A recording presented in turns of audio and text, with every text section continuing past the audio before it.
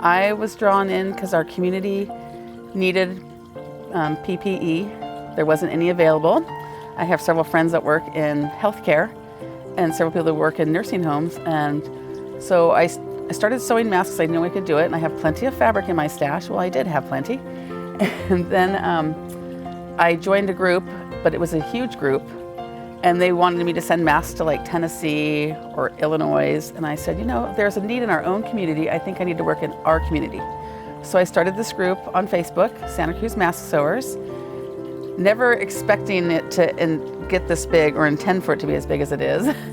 And I had all these sewers on board right away. And at first we were getting orders for like 50 masks and 20 masks. And then the orders started coming in 300 and 500.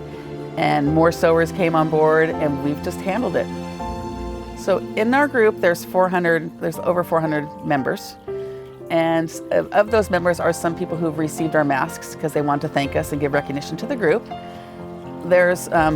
We have a lot of sewers.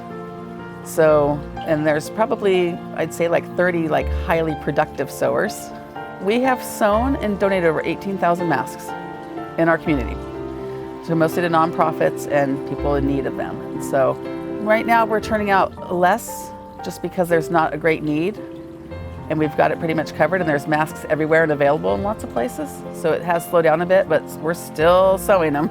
And it's very rewarding when you give masks out to people, when you hand out these items, and they're so grateful to have them. And then I'm sure several of us sewers, we're always looking at people's masks to see if they might have a mask on that we've sewn. Volunteering is a very rewarding job. It comes from your heart. I encourage everybody to volunteer in whatever aspect that you can, because you will get 10 times more joy out of doing it.